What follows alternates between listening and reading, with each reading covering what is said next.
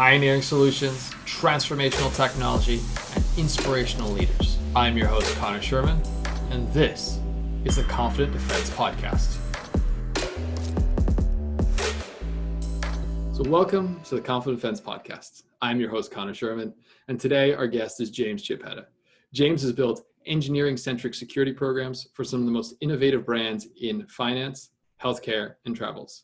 Example being FactSet, Flatiron Health, and Clear, the biometric identity company enabling secure, touchless biometric identification for a safer, faster world, where he is currently the VP of Security. James, welcome to the podcast. Glad to be here, Connor. So, man, we've had a lot of great conversations off camera about what is an application security program, or an AppSec as we'll refer to it, and just the value of embedding security in high growth companies that are bringing software to the marketplace. You know, Mark Anderson famously said, software is eating the world.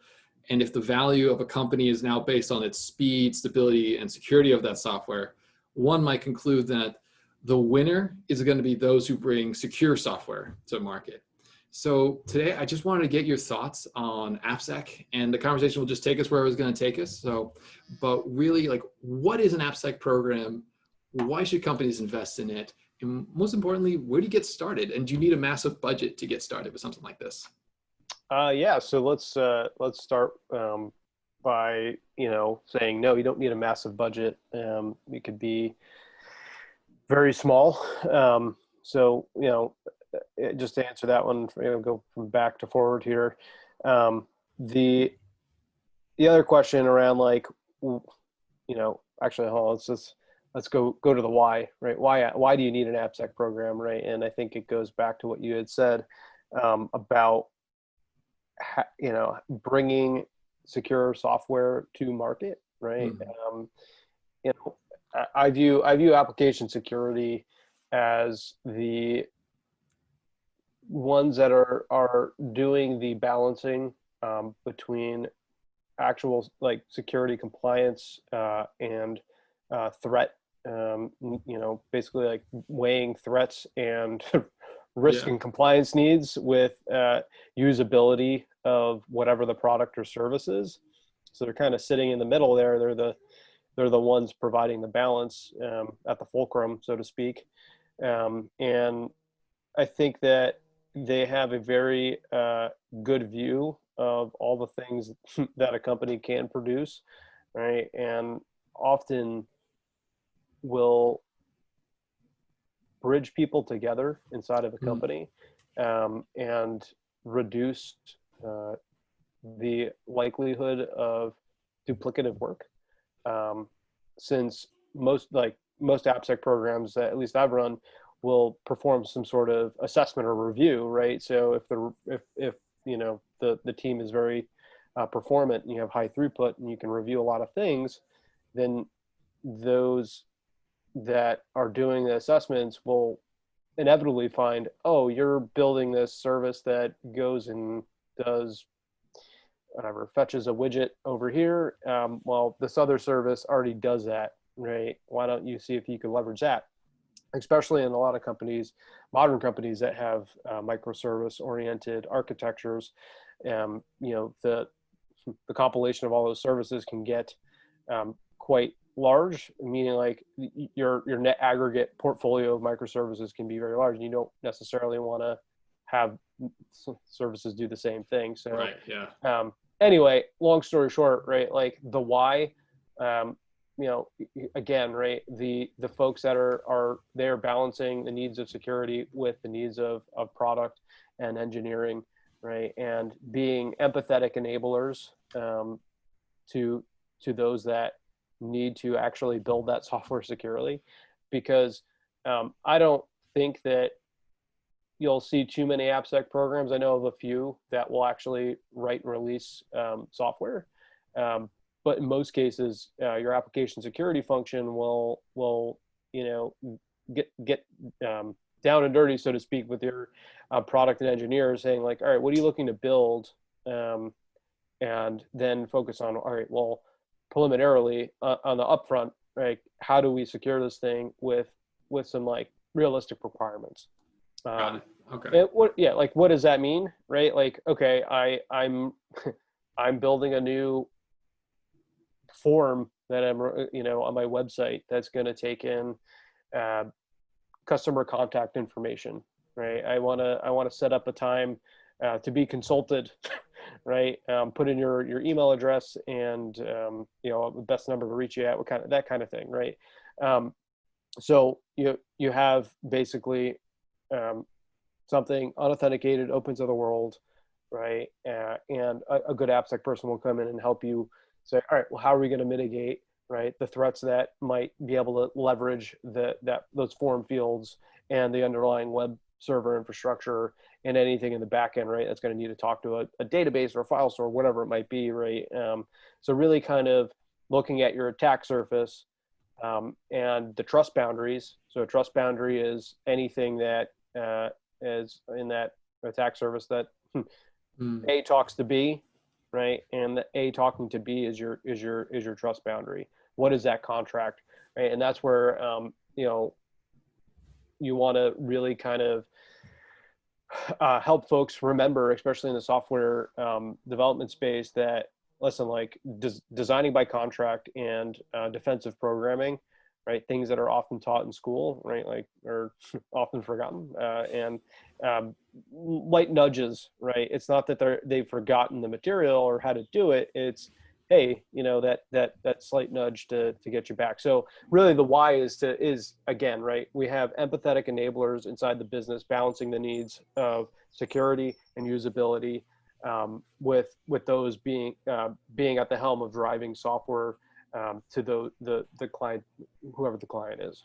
Right. So that hopefully that answers your question. That's incredible. I mean, we touched on a lot there, and I think it's important to unpack some of those concepts because, well, let's just put it that way. There's a lot that you covered in that space. So let's just start with a basic one, right? That empathetic enabler. I think that's a fantastic way to describe some of the teams I've seen you build. And I'd like you to just kind of give some more color to that. We know the legacy security company was the office of no. We know that, these functions would come up and say, you can't do this, you can't do this. That mentality doesn't work. It's been thrown out. If there are people still doing that, they need to really reevaluate their mentality when it comes to security.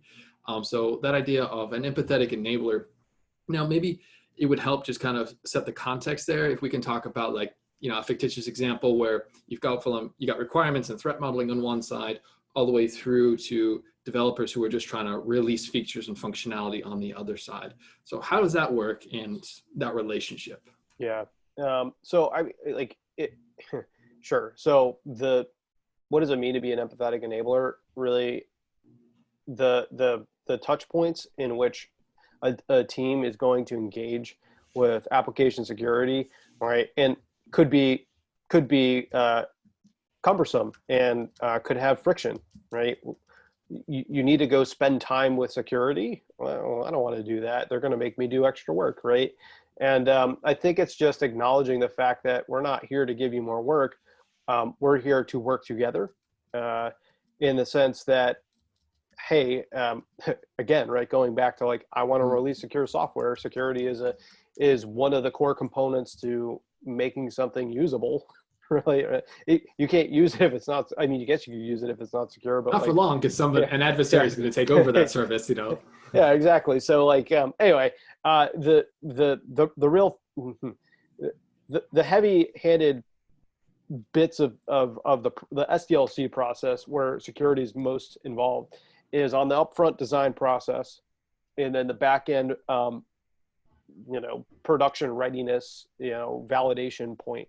Right. So, like, everything in between can be pretty low touch, meaning like code reviews, incremental code reviews, whatever it might be, giving developers the tool set that, me as an application security engineer might use, right? At least so that you can get some what I call baseline automated security scanning on something that's in active development ahead of time. Right. And the closer you can get checks to the developer writing code and actually doing development, so like in their IDE, integrated development environment, then that's going to have a profound impact in the way that developers release code preemptively, right? Like already secured.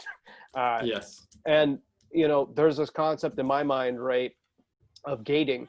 So, security is part of that gating process of how does something get released. So at first, right, you might have probably have some sort of soft gate, right? Like, meaning we are doing the automated scans. We're looking at your application as it's defined, and saying here are the requirements, and validating that you've met them through manual testing, pen testing, whatever it might be, ethical hacking, essentially, right? And it is, for long as you haven't introduced something egregious, right? Sure. Yeah. Your software can be released, right? The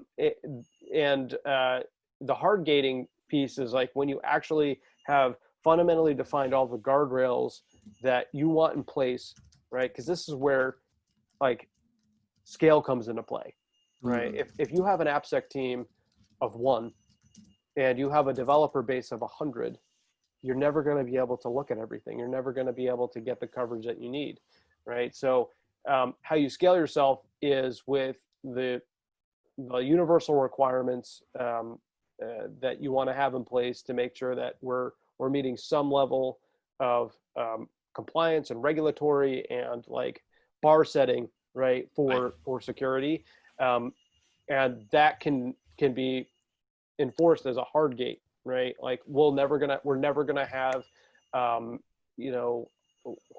And yeah, just to define a hard gate, would it be fair to characterize as saying like you'll have a developer, they have their pipeline, they have their process that they're flowing from like code and conception to release into production through a CI/CD pipeline or something like that, yeah, and you're exactly. integrating checkpoints. And if you don't hit that universal standard, that hard gate, then your code just doesn't get committed. It bounces back, and you have to go fix it.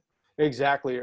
It won't be merged into production, essentially, right? Like your service won't ever make it to production because you didn't have the right level of role-based access control, or any access control for that matter. Maybe the hard gate is as basic as like you have some sort of access control check, right? So that's all I'm really saying is like scaling yourself through like the fundamentals, and really, right, like the soft gating and being able to get your tools into the pipelines allows you to be able to do basically data analysis. Like, show me all the services that are being promoted and how many are vulnerable to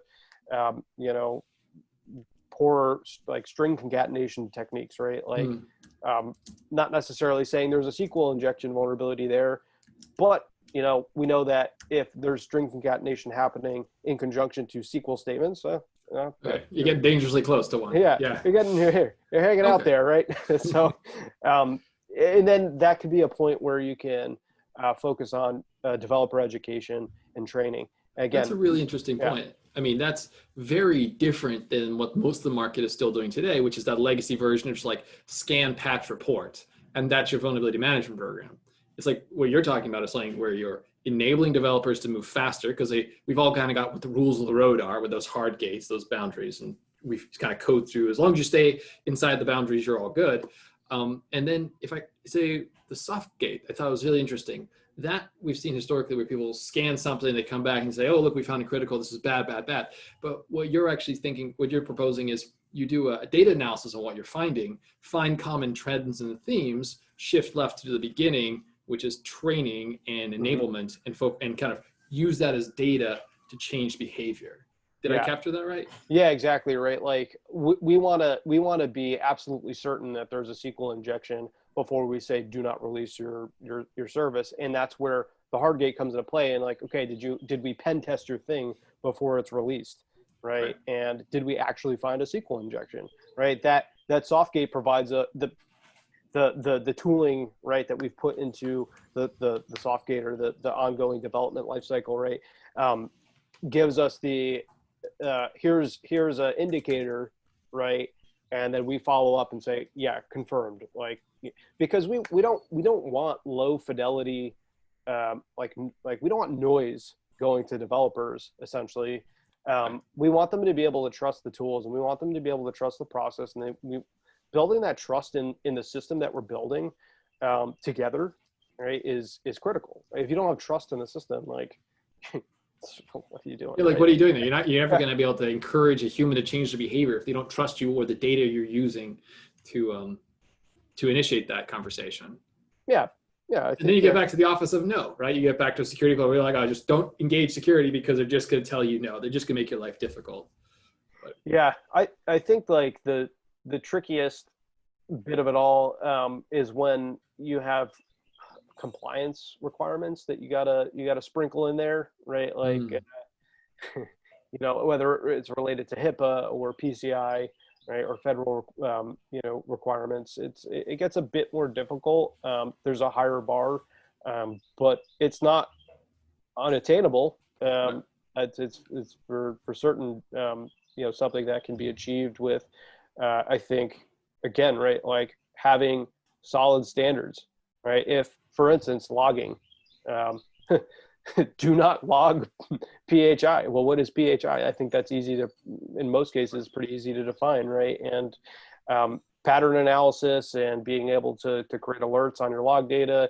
And not only that, having like templates or like common logging patterns that are already built out for people, right? Log to this endpoint, right? And it'll make sure that it gets logged centrally without any PHI. right. And we're filtering it there, or we're scanning the service to see would it allow that type of logging to come out. So. Yeah, and it's like, you know, layers, right? Like you want to have the developer not actually do it, right? And then you when you have the logging ingestion point, right, also looking for it, you're talking about multiple opportunities to prevent like a compliance violation from happening. Yeah, got it. Now, you talked about something earlier today about trust boundaries. You know, boundaries is a design concept that's been around for a very long time, but I think it's worth touching on again and just talking about like what is a trust boundary and what should we be paying attention to when we're evaluating one of those boundaries as security practitioners. Yeah. So again, just go back to like what a trust boundary is. If you're looking at a very basic block diagram, right? Like you have the client, you have your web server, you have your backend web service, and you have a database, right? And each one of those boxes is every arrow that you draw, right? So client to web server, right? That defines a trust boundary. The client and the web server need to have some sort of trust relationship with one another. And when you're doing threat modeling, right, you're thinking about, well, how can I destroy trust in this, right? Like, how do I get to that database, right, without going through, you know, circumventing this trust boundary, right? Can I hit that web service directly, or using that web server, is there redirects, or is there forwarding that happens that can be taken advantage of? Or, you know, like can that web server actually hit that database directly, right? And that's how you start picking apart your system, right, in the design, like whiteboarding phase, by asking these questions, right, around where the trust needs to be. If you want to say these things are the only things that need to talk to each other, well, how do you guarantee that, right? That thought of, well, how do we ensure least privilege, right? And making sure that this system has the least amount of access and permission needed to do its function. Got it. I mean, that sounds like what you alluded to earlier with the term was threat modeling, right? So it's, you look at 2 points where they connect, like what is the use case? Good news. What is the abuse case? Bad news. And then how do we deal with that? I've seen a lot of people talk about threat modeling, and there's a couple of major frameworks out there, Stride LM and a few others. But one of the problems I've always had communicating this, and maybe I'd love to hear your thoughts on this, is it is by definition a rather abstract concept. How do you communicate that to individuals? Is there visual tools that you're using? Are there frameworks that you find are more effective that could be used? Yeah, I think a effective threat model has a really understandable diagram in the mix of it, right? Like you can it's this like, it's this cross between an infrastructure diagram, a software architecture diagram, and a security architecture diagram. It's like the cross of those three things, right? And the intersection of those three things. And it's interesting, right? Like you have your layers of your system, right? So you know, HTTP endpoint, right? API. Well, that thing doesn't just exist. Well, is it a Lambda function? Is there a web server involved? Okay, I have a web server. It's an EC2 instance. Well, that EC2 instance is running whatever, Ubuntu or Red Hat Enterprise Linux or CentOS. What is it, right? And you start to like decompose the system, right, with what the tech stack is and what the interfaces are, at a very like light illustrative like layer, right? Like you're not going to the like, you know, the absolute depths of the system. You're just saying like, okay, I have, here's my website. It's a, you know, it's running it's a LAMP stack, like whatever, right? It's a LAMP stack, right? And here's how it's laid out, right? Inside of AWS, you got your ELB, you got your you know, your nodes behind it, your EC2 instances. Here's what they are. Here's the actual service. Here's how code gets in and deployed to it, right? Like just an illustrative thing, like your CI/CD, you're using Jenkins and it deploys to it, right? Whatever it might be. And there is a remote access mechanism in order to do troubleshooting over here, right? Because it isn't just one direction, right? It isn't just from the client's direction. It's, well, how does the system absorb change, right? Realize change as well, because that's another threat vector. And it really is like your standard development practices plus like what happens when things go wrong, right? How do you should we just troubleshoot? all become experts in Lucidchart, or are there platforms and tools that kind of help communicate that level of detail in those different flows? There are listen, there are threat modeling tools out there. I personally use Lucidchart. You could also use draw.io. It's a very good one. They offer an open source version actually that you can download and run locally if you get kind of weirded out using it. Draw.io in particular, right, offers you the ability to do it locally inside of your browser, so you're not actually sending data to draw.io. So that's the one I've typically used in the past. There's plenty of tools you can go pay for, Got it. right? Like threatmodeler.com or you know, basically I think there's one that OWASP has. Threat Dragon is I believe what it's called. And I think that there's also Microsoft. I used to play this game with developers. It was called the Elevation or Privilege game. as like exciting. lame as it, yeah, as lame as it sounds. It was actually pretty productive, right? Like it was a card game, right? And it uses the stride model, and like you'd pick up cards and like, you know, oh, I got spoofing. Like where in the system can I potentially spoof something, right? And it kind of spurred conversation. Really, like I think the big takeaway from it was the development of the adversarial mindset, right? Thinking about what you're building, and then not just from the builder mindset, but like, I'm an adversary. How do I take advantage of what I've just built, right? It kind of, we're never, listen, like as security practitioners, at least you and I, Connor, like we're not in this to like be, you know, like you said earlier, like we're not here to say no, right? Like we're here to really help. And I think that it's not a matter of changing people's mind or perspective on something completely, right? It's not binary like that. It's how do I add to their perspective, right? Yes. How do you educate? How do you enable? Yeah. Go back to your Yeah. original point, being an empathetic enabler. Yeah. Yeah.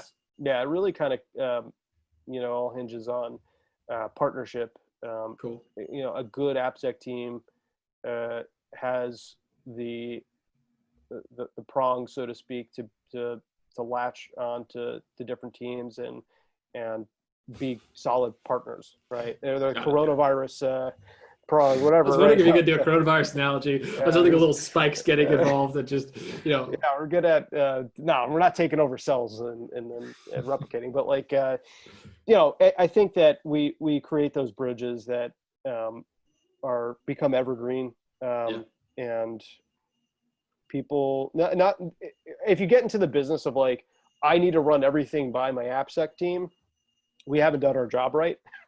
Like right.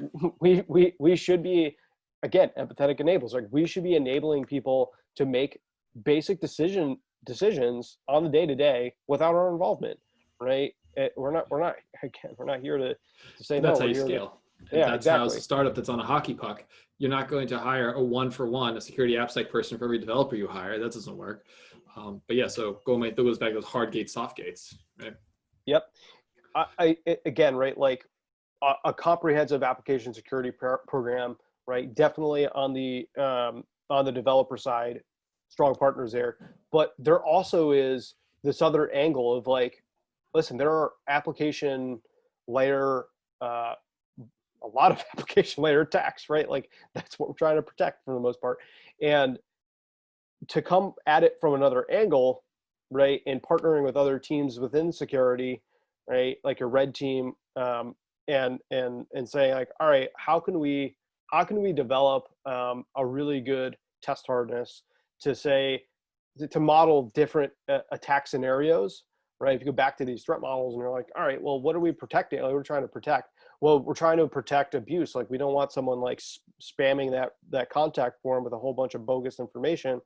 Well, how are we making sure that like data is being validated, and how we make sure that throttling is in place? Like an unauthenticated session needs to be like sent to the front end. Like how do we make sure people aren't messing with that? And what do we do if somebody does mess with it? Right? Do we forward them somewhere? Or do we try to capture different information or along that path? Right? They're thinking of that's more on the engineering practice side of things, like how we engineering creative solutions so that we can capture real world like threat scenarios, and basically build automation to run them against the actual thing all the time, so that we can detect drift. And it goes to our detection engineering side, right? How are we detecting these application attacks? Like, do we have the right alerts in place? Do we have the right run books? Right? They're not just partnering with developers. They're partnering, again, right? They're that bridge between like your GRC function, your security operations center, your red team, your your control team, right? Your infrastructure team, everyone. Like they're kind of this, like they're at the heart of it all. That can also be said in different ways about other security teams, right? Like I'm not being But like, at least for like mitigating these particular threats, right? They've got to partner with everybody. Yeah, no doubt. That's so. I mean, we've talked about like the value that they would bring to an organization, and when they're done right, one of the outputs being is that like we have developers who are educated and enabled, and they can know how to develop better software, faster software. But let's talk about like we're a startup, right? Where everything's cloud everything, which is wonderful. Now we can move faster. That's great. We can also make mistakes faster, and we make higher impact mistakes faster. So, what are your thoughts on like organizations that are just getting started, right? They don't have a VP yet. They have security. They don't have a CISO. Maybe they have a DevSecOps engineer who's passionate, but that's as far as it goes. Like where and when should organizations start investing in an AppSec program? And again, we're going to kind of tailor this to organizations that are A, cloud native, and B, their value is the software that they put in their cloud instance. Yeah, I think that it vastly depends on what their development practice uses, and I think that there are basic things that engineering teams can do without having an AppSec team, especially as it relates to just like the software that they built, right? Like, what are their dependencies? Like, how are they keeping track of them? How are they keeping track of vulnerabilities? Right? Subscribing to different vulnerability like feeds. Okay, I care about Java, right? Like, all right, maybe I need to go subscribe to the Oracle Java vulnerability thread, right? Or I'm running RHEL, right? Red Hat Enterprise Linux. Well, maybe I need to go, pull today's errata from the satellite server, whatever it might be, right? Like there's ways that I think development teams can just do basic security Yeah. things, right? Like So being aware yeah, being one of them, right? So it's like, yeah, okay, awareness. this Yeah. is a critically important part of our code base or whatever the thing is. Great. So now we're going to start doing the subscriptions as you mentioned. And we've seen this as well, like with platforms such as GitHub and GitLabs and things of that nature, GitLab, yeah. where they're now really trying to take a lot of that code-based vulnerability and let you know about it, like vulnerable third-party libraries, or you may have licensing issues, or you may be doing some static code analysis now. Like, out of curiosity, like where do you see the future of AppSec the technologies going? Are they going to get more integrated into our code-based applications? Do you think they'll always be separate? I'm just curious your thoughts on that. Yeah, I think that definitely there's been a shift towards kind of all these all-in-one basically source control mechanisms, right? They all, at the end of the day, right, like they're all using Git for the most part, unless you're using like SVN or Perforce or I don't know why they do. Some people do. people do. So I think that the technology, right, as it relates to GitOps, right, like how you develop code and check it in, there are things like quote unquote out of the box, right, that you get maybe with like the basic version of GitLab that you could be doing, right? And again, right, dependency scanning, static application security testing, right, your SAST, container scanning, dynamic application security testing.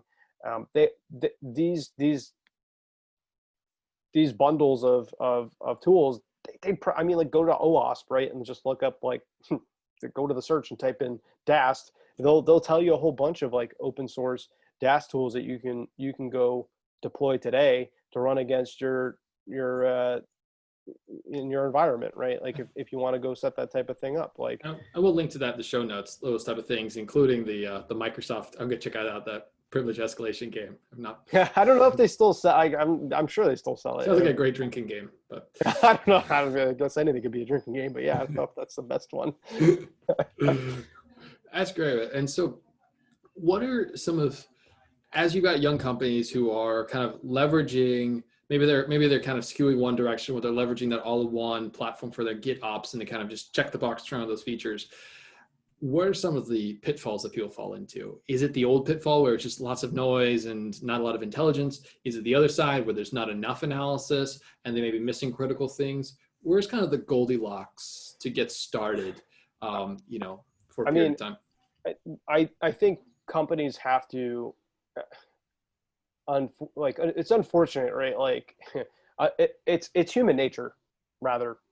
I guess that's unfortunate in some ways. In this way, it's definitely unfortunate, right? Just like some of the stuff that I'm observing, how at least here in America, and how folks are handling the current pandemic, right? It's not gonna affect me. I'm not gonna get the virus, and then you get the virus, and you're like, I'm pretty sick.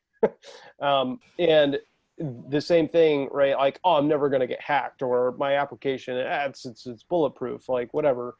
And then you release it to the internet, and like 10 minutes later, it's been taken down by a distributed denial of service attack, right? And you're like, okay, you know what? Next time I'm gonna get like I'm gonna deploy a CDN solution with anomaly detection, and I'm gonna deploy a web application firewall, right? It unfortunately takes like The realization of risk, loss events, yeah. right, in order to push security as an agenda item for organizations.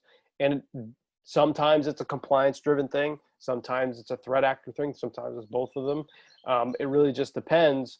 I think that young companies, especially ones building things that deal with sensitive information, or just they want to do the right thing from the get-go, which it's not that people don't want to do the right thing sometimes.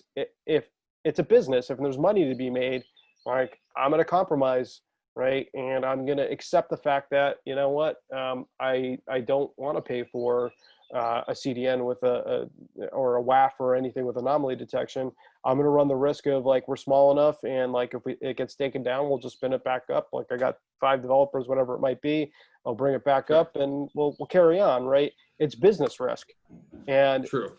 it really is just this, it's just this, you know, tipping point of, okay, have I gotten big enough as a business to no longer be able to accept the level of risk of doing these things, without security at the highest level of maturity, right? They might be down here where like, awareness, like development awareness, they got certain things checked in the CI/CD pipeline to make sure, they don't have any critical vulnerabilities or whatever, or there's no open source libraries that, they need to worry about from a licensing perspective, whatever it might be. They might be doing some basic stuff, but that might suit their needs, right? It really comes down to that. What does the business need in order to be, Right. producing what they need in terms of value? No, Right. and you're absolutely right, because like a security program is there to enable the business to achieve its particular objectives. One of the analogies that you brought to my attention, I absolutely loved it, was this concept of like these, as you build a security program and you enable the different capabilities of a security program, they become safety features. So we can kind of talk to that. Like they're like safety features in a car, where if you want to take your car and go down the Autobahn at some ridiculous speed, well, you better have automatic braking, you better have airbags, you better have a seatbelt, you better have all those things in place, because if you don't and you're going fast, you're going to get in real trouble really quickly if something was to go wrong. So there also seems to be other things, like if you're an organization that wants to bring complex things moving quickly to a dynamic environment and you're going to publish that to the internet, well, then you have to also buy the safety features that keep you in business, that keep you on the road. I thought it was a really good analogy. Yeah, the beautiful thing about software and systems and building a product is a car, right? In order to know whether or not your safety systems are going to work, you're going to need to crash it at like 35 miles an hour into a steel concrete beam, right? Where you don't have to necessarily do that with your software, right? Like you could have safe environments to run your tests against to make sure each feature works the way it should, right? And I think that people would be foolish not to do that, right? And yeah, exactly. So you can just, but again, to your point, right? There's this instance where there's the perception of investment may be higher than the reality of investment for companies. There's a point where, yes, real money does get spent because you're protecting something of real value. Yeah. But if I'm hearing you correctly, it's like if you're starting, okay, well then just start with the basics. Get the training, get the relationship open with the developers. Develop a CI/CD pipeline. Step 1, make sure there's a pipeline. 2, then grow, using the right tools, implement them in that way, preventing the criticals, and you can mature this over time. Yeah, like having that pipeline, having the tools in place, with or without an AppSec person, will enable a business to be able to see across all of the code, where do I have the most common pervasive issues, right? And how bad are they? Oh, everybody's doing their own authentication. Well, maybe we should like centralize authentication. We'll stand up whatever, like we'll stand up Keycloak, or we'll stand up whatever, an Okta, and we'll go invest to make sure that we have standards for people to use, like, especially for encryption, right? Like maybe like the developers, like, you know what, I'm going to write the middleware that encompasses all the things that people should really care about for the folks at the business. And that happens. That does happen at companies. You will see, like, especially as it relates to like common business logic things that happen across, all of the software services, right? Authorization checks, authentication, session management, encryption, right? Payment gateways. Yeah, exactly. Right. Like all these things that you don't need to solve a billion different times, and you don't need a security team there to tell you that you don't need to do that. People can they come to the realization on their own. That's pretty fantastic, man. I mean, we covered a lot of things today. I mean, the ability to say how security can enable and protect revenue by really building the pipeline for hitting that scale and that speed and that safety. I think we've hit a pretty good place to call it a day today. I mean, as we're getting ready to, was there any parting thoughts that you would like the audience to know about if they're, again, getting started, some things that you found helpful for your team in the past years that'd be good to bring to their attention? Yeah, I really think that getting started doesn't have to be this huge barrier of entry, right? Yeah, like we just discussed, and we don't need to rehash it. There's basic things in the tools that people use today to develop that enable folks to be aware of security flaws, even at compile time, right? So leverage those, right? Have your developers be aware, like vulnerabilities are their responsibility, just like features. And a feature that is vulnerable, right? Like it's one and the same, right? You got to fix that, right? Like it is vulnerability. So I think empowerment could come from just like senior engineering leadership around, hey, we want to build secure software, and like, you know, let's standardize, let's make sure that we have everything built in the CI/CD pipeline, right? And that's a great place to get started without any application security person being there to do anything. And then I think on the other end, right, like measurement is important. We talked about data. Having somebody responsible in the organization, this is where it can get started, right? Like to be able to quantify how vulnerable the system is just by using your tools. Again, right? Like you might want to filter some stuff out, but like once you get the tools in place and you have that observability piece squared away, you can observe change on an ongoing basis. You could kind of trend stuff over time and say like, oh, we're actually getting worse, or we're getting better, or whatever, right? And that plus like where your business is going will hopefully answer the question of when does it make sense to really start building a full-fledged application security team. And it can start with one, it could start with staff augmentation. It could start with, you know, maybe we just do a pen test and just, you know, a comprehensive pen test to see how things are, just to validate some things. So I don't think people should be scared about, you know, saying, hey, we got to a certain degree application security covered, right? As long as they're taking steps like the ones we just mentioned, yeah, up front, right? Like, and the earlier on you can involve like the thought process of that adversarial modeling and the threat modeling, and that's where, you know, it really does make sense to have an AppSec person, but people can do it on their own, right? Like go look at that elevation of privilege game or whatever. So I think that's a great way to leave it. It's like the idea of like you can do an annual pen test. It's like going your checkup for your doctor. That's one way. But if you want to get really fit and really in the game, you go hire a personal trainer and a nutrition coach and a dietitian. And that's like building out your whole function of AppSec inside your company. So in finding where you are on that scale. Yeah, no doubt. So James, again, I just want to thank you so much for your time today. If people have questions, they want to reach out to you on social media platforms, whether it be like Twitter or LinkedIn, what would be the best ways to get a hold of you? LinkedIn is definitely the preferred way. I believe my username is like James Chip. You know, I'll put it in the show notes. Yeah, I'll send you the links. I do have a Twitter. It's private. Like all good security people, using social media, not talking to anybody. No, I don't talk. I only follow people. That's how I get all my good intel is off Twitter.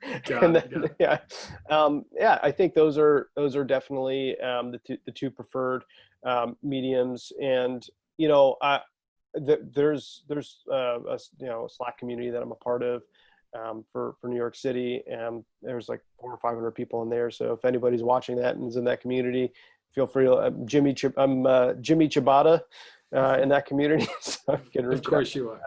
Yeah. All right. Anyway, thanks so much for your time, James.